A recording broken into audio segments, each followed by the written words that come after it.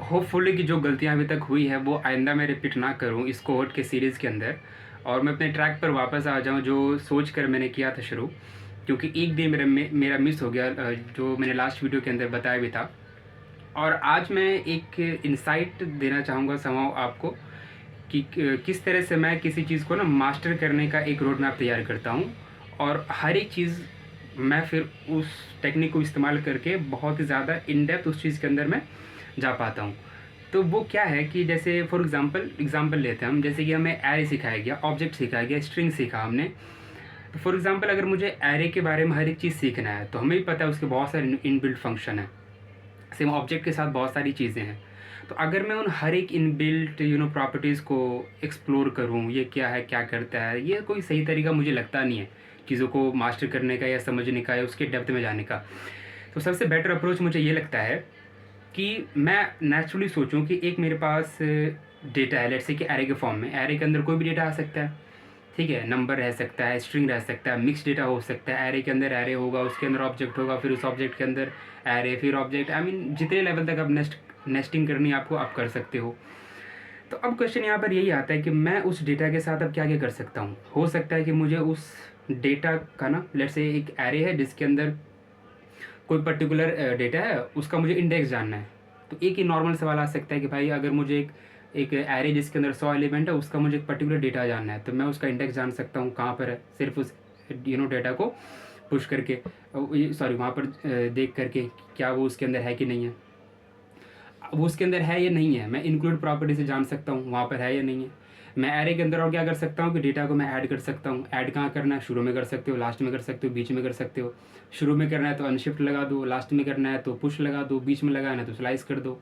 मैं एरे से डेटा को डिलीट करना चाह सकता हूँ, तो डिलीट कहाँ कहाँ से करा जा सकता है, शुरू से, लास्ट से और बीच से। तो शुरू से मुझे अगर करना है डिलीट तो मैं शिफ्ट लगाऊंगा, अगर लास्ट से करना है तो पॉप लगाऊंगा, और अगर बीच से हटाना है तो अगेन स्प्लाइस लगाऊंगा।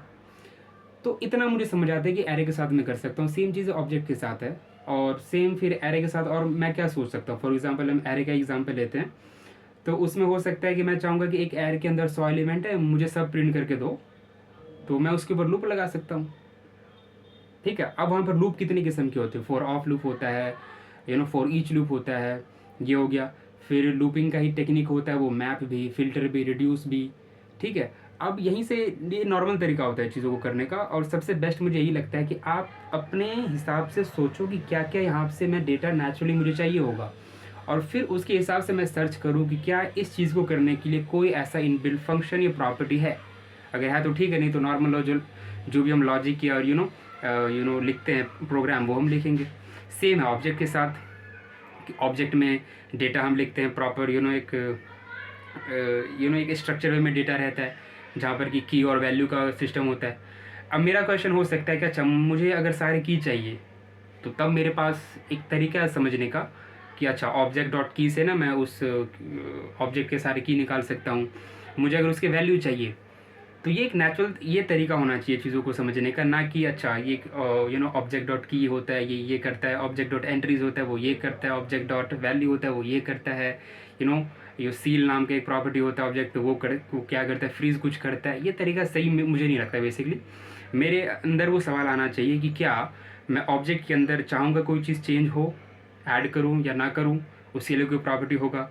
मैं कुछ भी उसको ना ऐड कराना चाहता हूँ ना रिमूव ना कोई एडिट, तो फ्रीज़ कर दूंगा उसको। मुझे ना ऐड करना है ना रिमूव करना है, लेकिन मुझे उसके अंदर कुछ एडिट करना है, तो मैं सील लगा दूंगा उसके ऊपर। तो ये नेचुरल, ये इस तरह से सोच अगर आ जाए तो मेरे ख्याल से लगता है कि समहाउ आप जो उतने सारे प्रॉपर्टीज़ है उसको बहुत अच्छे से समझ सकोगे और कर सकोगे। और इसी तरह से मैं चीज़ों को करता हूँ। बेसिकली कुछ भी मैं पढ़ूँ, जब मुझे लग जाता है कि अच्छा ये है पूरा कॉन्सेप्ट, तो मैं फिर उसको इसी तरह से ब्रेक डाउन करता हूँ कि अच्छा इसमें ये करा जा सकता है, और ये करने के लिए क्या चीज़ अवेलेबल है।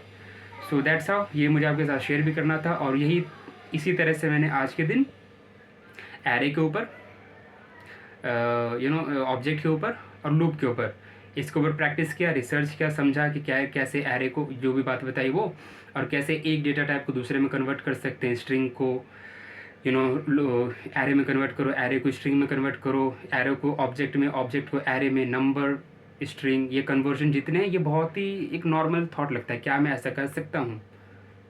तो गूगल अगर कुछ अवेलेबल है तो लर्न करो। तो इससे ना समहाउ आप बहुत ज़्यादा ईज़िली याद रह सकता है। सो ये था डे 26 के अंदर मैंने एक तरीका फाइंड किया है सीखने का, और ये आई मीन नॉर्मली सब लोगों का होता है वैसे भी। और ये तरीका मैं तभी निकाल पाता हूँ जब मेरे पास कुछ डेटा हो, अच्छा एरे में इतनी इतनी सारी चीज़ें हैं, ऐसे ऐसे करा जा सकता है, तब मैं खुद से सवाल निकालता हूँ ओके मुझे ये करना है, क्या चाहिए, मुझे ये करना है, उसके लिए क्या चाहिए। तो दैट्स ऑल, ये था डे 26 के अंदर। और मैं आज के दिन से यानी कि अगली क्लास से इस तरह से तो मैं अपना कंटेंट डिलीवर करूँगा ही करूँगा कि क्या सीखा, कैसे, वो सारी इनसाइट जो भी हैं छोटी मोटी चीज़ें। उसके बाद मैंने सोचा है कि अब से क्या करना है कि जो भी चीज़ें मैं सीखता हूँ उसको मैं खुद टीच करूँ। मेरा यहाँ से कोई भी ये सेंस या थॉट नहीं रहेगा कि कोई सच में पढ़ेगा नहीं पढ़ेगा, सिर्फ इसलिए कि पढ़ाने से चीज़ें ज़्यादा क्लियर हो जाता है, एक रिस्पॉन्सिबिलिटी समा आ जाता है कि मुझे इस चीज़ों को ना सही तरह से रिसर्च करके सही सही बताना लोगों को। तो उससे मैं अपनी स्किल को और ज़्यादा इम्प्रूव कराना चाहता हूँ। Teaching helps you to learn more than just learning, ये सिंपल सा कॉन्सेप्ट है, बहुत पहले क्लिक कर रखा है दिमाग के अंदर। तो क्योंकि अब मेरे पास डेटा है HTML का, CSS का और कुछ चीज़ें, डेटा टाइप का, लूप का, फंक्शन का, next second degree higher degree function, तो मैं अब इसके ऊपर भी अब से कंटेंट डिलीवर करूँगा। अब मैं ये भी नहीं कह सकता हूँ कि हर रोज़ करूँगा, बट यस करूँगा। ऑल्टरनेट हो सकता है जब मेरे पास डेटा प्रिपेयर हो जाएगा तब मैं एक अच्छे तरह से कंटेंट क्रिएट करके पूरे कोडिंग के साथ I will deliver on different platforms जहाँ जहाँ पर लॉन्ग वीडियो का सपोर्ट होता है।